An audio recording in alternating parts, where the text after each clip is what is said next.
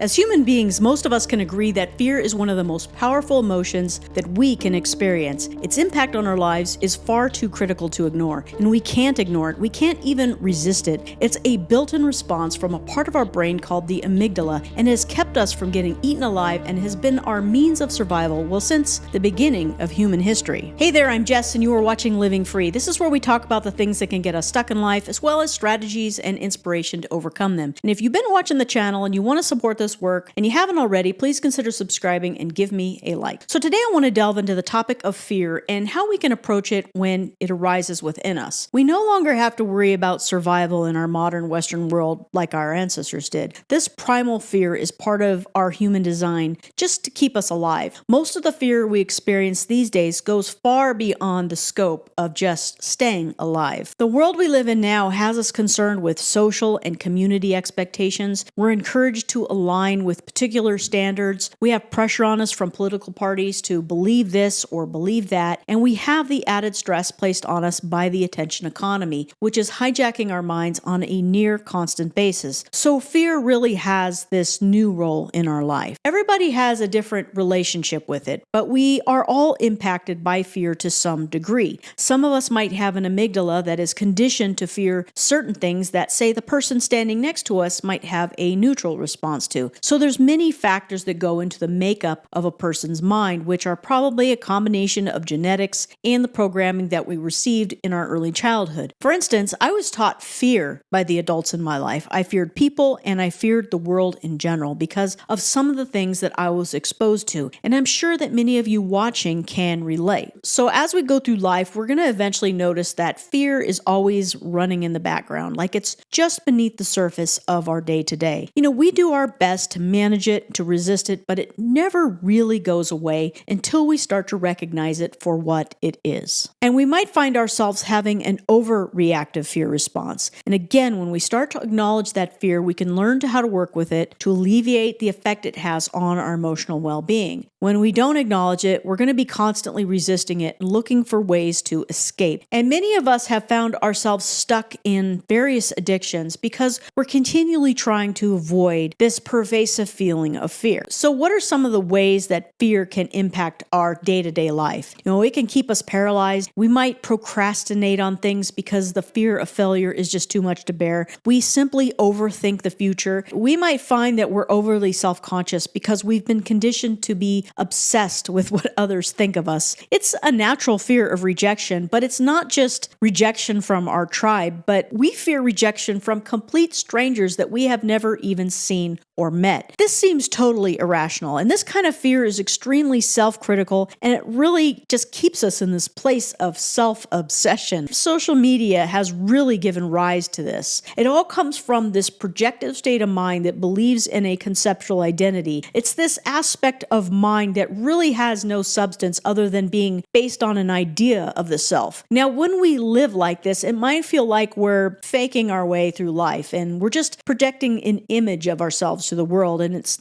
not genuine. It's a very shallow image. It's a mental aspect that has a strong sense of being separate, of being disconnected, and it's this feeling of separateness that creates a feeling of fear. Often it's a crippling fear, and the more we fight it, the more it just seems to increase. And this is not the same primal fear that kept us alive in a world of predators. This fear is created in the mind only. So can we ever be free of fear? Probably not completely, but we can learn to see it for what it is and to work with it. We can learn not to identify with it. Anytime there's this sense of pushing or pulling or grasping in our minds, it's really holding something in place that feels kind of like torment. I talk a lot about surrender on this channel, and surrender is the only way to freedom. And once we recognize fear, we can be sure that there's going to always be some sort of resistance behind it. And we may even be resisting the feeling of resistance itself. Surrender is always the answer. So give yourself the time that you need to deal with these things. It's a process, and you must allow it the time that it needs. Over time, we're going to learn ways to not participate in the resistance that's causing the fear. We really don't have to identify as it. We learn that life is best lived when we're just part of the flow and not fighting the current of it. Fear has characterized most of my life. I may have put up a facade of courage, but inside I was almost always crippled by fear because I was purely identified as this mental image of myself. In my early recovery from alcohol addiction, I started to gain a deeper understanding of where fear originates and how it was related to the conditioning of my identity or my self-image. Stoicism originated in ancient Greece, and its central premise is that we can't control what happens in the world and in our lives. However, we can learn to affect our attachment to specific thoughts that are behind our actions and our reactions. And it emphasizes our ability to use logic and reason to attain a sense of inner balance. It also points to the natural laws of balance and harmony in the whole universe. As we learn to relax into our natural state, we can find that that same balance and harmony already exists behind our conditioned persona. We can then relieve ourselves from fear and have more inner peace if we practice this. This happens when we start to find the depths of our actual being, but only until we can surrender and relinquish our control of the things that are external to us. That means relinquishing that self-image that only exists and lives in the surface layers of our projected mind. It is this surfacey, mind-based self-image that creates the human condition of inner suffering. And it starts when we develop as the I subject, a me. And before long, we really want to make everything mine.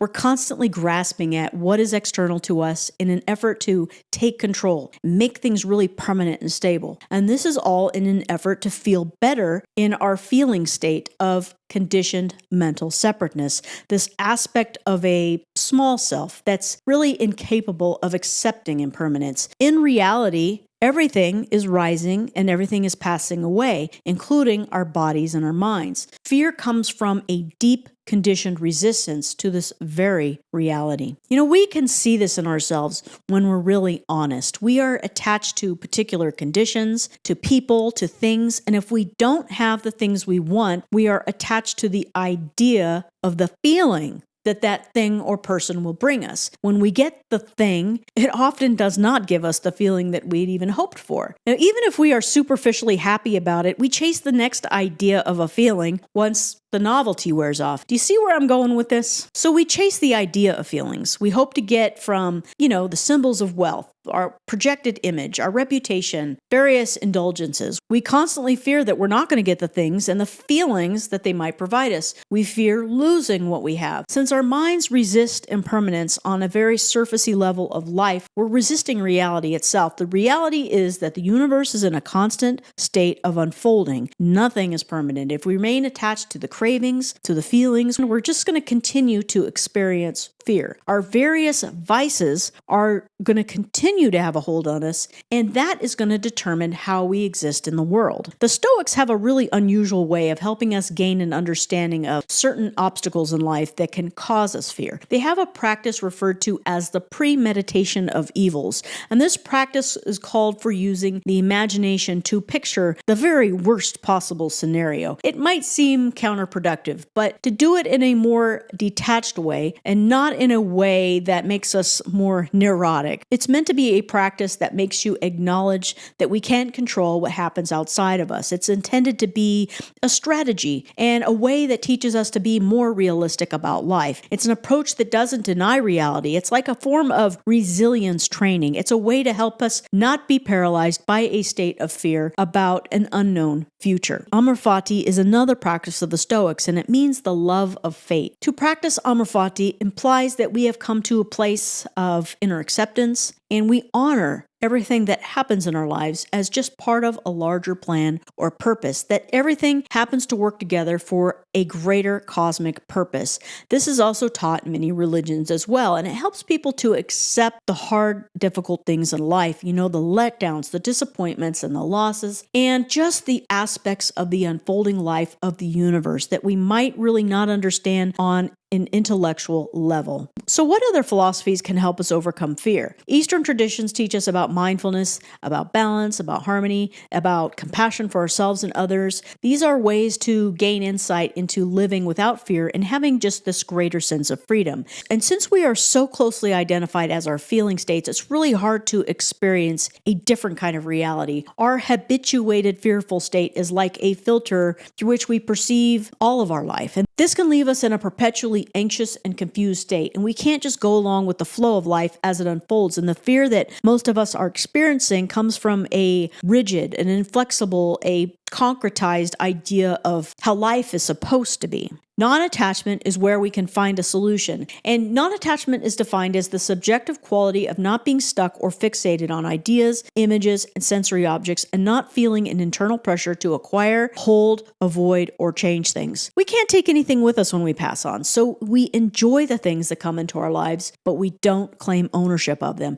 Accepting the reality of impermanence helps us to cope in a more healthy manner. Many people spend their whole lives denying reality, even the reality of their own mortality. Non-attachment helps us to be more grateful for the things and for the experiences and the people that we get to love and enjoy while we're having this human experience. Everything is in this continual flux of change, and a more content and fearless life is found in acceptance of this reality and just letting go. So far, we've discussed ancient philosophies from the Eastern and the Greek or Stoic traditions, but some religions also offer guidance on becoming fearless. For instance, Christianity has a lot to say about fear. And in the New King James Bible, 2 Timothy 1:7 states, "God has not given us a spirit of fear, but of power, of love, and a sound mind." And in this translation, the Greek interpretation of sound mind implies sound judgment or a balanced and sober mind, not swayed by fear and irrational thinking.